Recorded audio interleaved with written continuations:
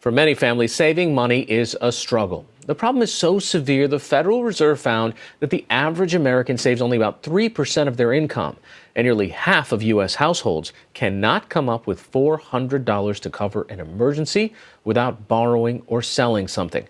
Tonight, we introduce you to a family who took the power of saving to a whole new level. This working couple in Boston had a comfortable, upper-middle-class lifestyle and then made a drastic change. They scrimped and saved so much money that in their early 30s, they were able to stop working altogether. NewsHour Weekend's Christopher Booker reports. Yes, we try to get outside every day, and we really do. I would say with the rare exceptions of really heavy rain. 34-year-old Elizabeth Willard Thames, her husband Nate, and their 2 daughters live in a home on 66 acres in central Vermont. And spending a weekday hiking around is a vast departure from the 9-to-5 cubicle jobs that Thames and her husband had just 3 years ago. This is where we're happiest. This is where we're most at peace. And so we thought, instead of running away to the woods every weekend, we really should just move to the woods. Just live in the woods. Be there all the time. Thames is the author of a new book called Meet the Frugal Woods.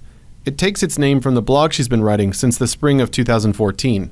I don't think we're typical by any stretch of the imagination. It was around that time that Thames and her husband Nate began to reconsider life choices they had made.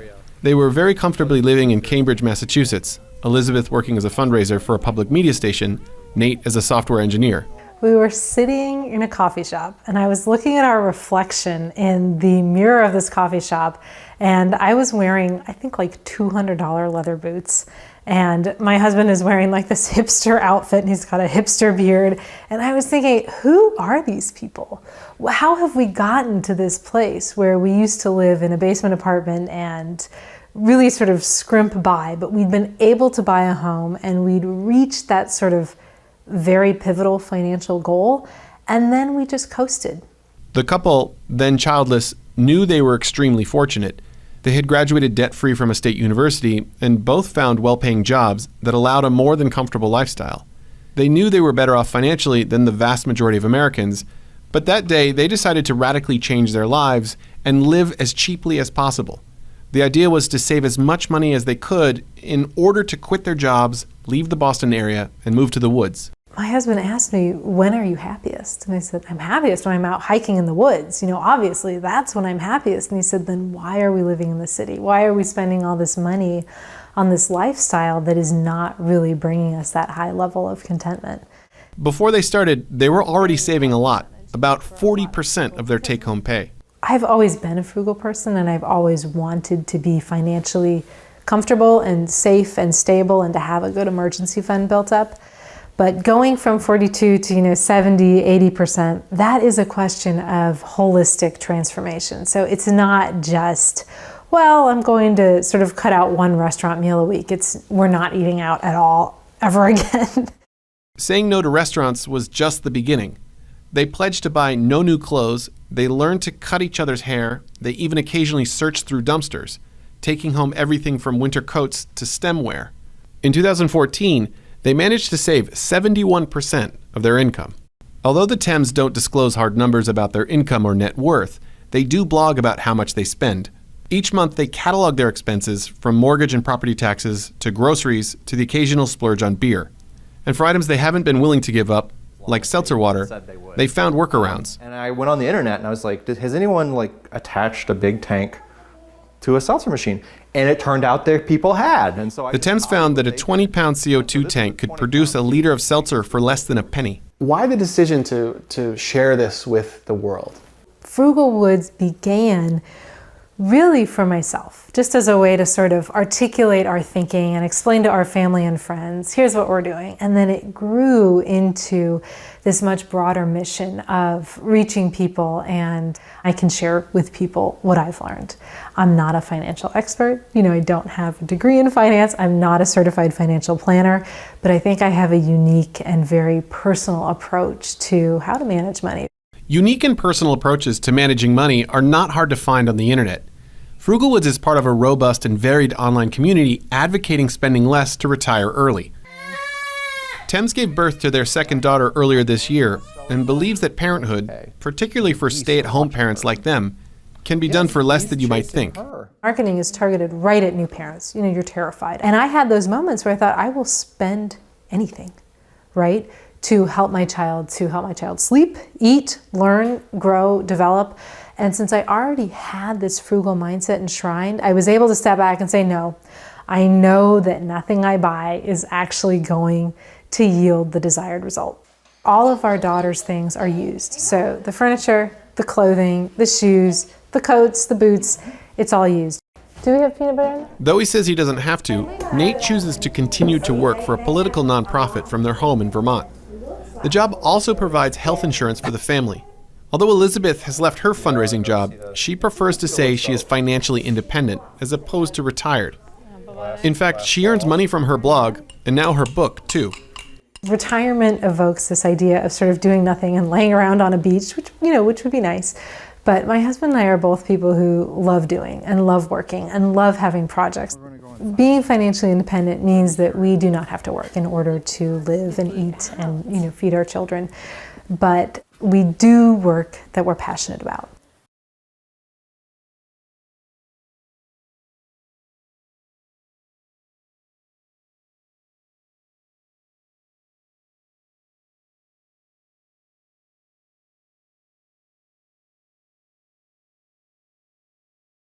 We're about to meet a young man who retired at the age of 30, not because he made millions, but because he cut back in some radical ways. He's now become a personal finance guru, and here's ABC's Gloria Riviera. Flip on your TV day or night, and chances are you'll find a financial guru. Hey, I'm Kramer. Telling you what to do with your money. From Susie Orman. You are denied. To Jim Cramer. You're making virtually nothing. But the experts haven't done what this man did. Retire at age 30, as in never have to work for money again. And my coworkers were a little surprised. They're like, what do you mean retire? Like, you mean you're going to take a month off until you run out of money? And I was like, nope, we're done. We have enough money for life. His family completely debt-free. They live and live well on about $25,000 a year. Comfort is expensive. Slight discomfort is cheap. Comfort is expensive. Slight discomfort is cheap. On his popular blog, Mr. Money Mustache, named after a trademark handlebar mustache he used to sport. His followers, called Mustachians, all post on the site, eager to achieve what he calls financial freedom. They can strip all this down and suddenly go from like a modest, struggling lifestyle to one with a lot of surplus. So how'd he do it? He and his wife spent their 20s as software engineers, making about $134,000 together. But they wanted to make a change and start a family. It was more thinking about freedoms. We thought, well, it would be nice to get through this and be able to step back and focus on kids. By the age of 30, Pete and his wife had quite the nest egg. What did you guys have in the bank? At the time of retirement, we had it split up with about $600,000 of investments and then a house that was paid off. At the time, it was worth about $200,000. How did Pete manage to succeed where so many of us fail? First, aim to save half of your take-home pay. The more you get saved up, the less you need to protect yourself, which means your savings grow even faster. And when it comes to your house, Mr. Money Mustache says, don't buy into the moving on up hype. Now in this smaller house, I'm happier than I've ever been in life. You're happier than you've ever been in life. Much happier. Carl, 41, is one of Pete's devoted followers. Now, thanks to Mr. Money Mustache, he is on the verge of retirement. How did you change your life? We had a house that was about 5,000 square feet. It was a bit ridiculous, I don't know. So the first thing I said is we have to downsize. So how can you retire early? For starters, forget financing that fancy car. His is 10 years old. Luxury 2005 Scion XA. Yeah. A 40 mile per gallon wonder, and yeah, it's probably worth about $6,000 today. You could not possibly have a nicer car than this. When it comes to fancy coffee, Mr. Money Mustache says, until you are a millionaire, make your own. Check this out. Take me. There I am getting my beloved latte on the way to work. That's about $4.50 every day. Over a year, 260 lattes, $1,170. Over a decade, $11,700. But it gets a lot worse because you could be investing that money. All right, cheers. What about that gym membership? Now we're getting a tour of the fancy outdoor gym. His gym may be basic, but he reckons mine cost me $6,000 per decade. This is the weight room. You don't need like special pedaling machines or stuff that goes like this or stuff that's like, oh, kid and stuff. But none of this means you are a slave to the dollar. Pete doesn't clip coupons and splurges at an organic grocery store. 3 for $1? That's ridiculously good. Let's get 3. If you ever throw out food, then you're doing something wrong. His frugal yet fabulous way of life You just filled your bags, organic food, healthy food, some luxuries, cheese and chocolate for just $50. Yeah, it's not bad. From the checkout line to online, Pete practices the mustachian philosophy. Challenge yourself, become stronger, become more efficient at everything you do, and money is just one of those things. And work on your health and your wealth and your knowledge. And just a byproduct of that is that you get a lot richer. It sounds like a life philosophy, not necessarily just a financial philosophy. Oh yeah, you're definitely right. A richer life lived on your own terms. For Nightline, Gloria Riviera in Longmont, Colorado.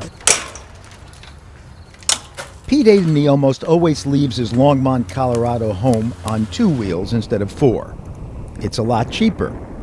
For 7 years, Pete, aka Mr. Money Mustache, has been preaching parsimony on his popular blog. And he sure practices what he preaches. How much do you spend a year? We don't budget, but it seems to always end up around $25,000 to $27,000 per year for the family of 3. Plus health insurance in the low 30s. Adeney and his followers, known as mustachians, are key players in the FIRE, or FIRE movement. Financial independence, retire early.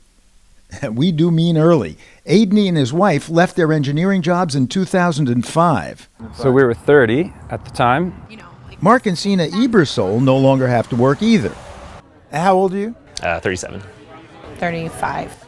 Michael and Ellen Robinson, both 38, stopped working full-time 2 years ago.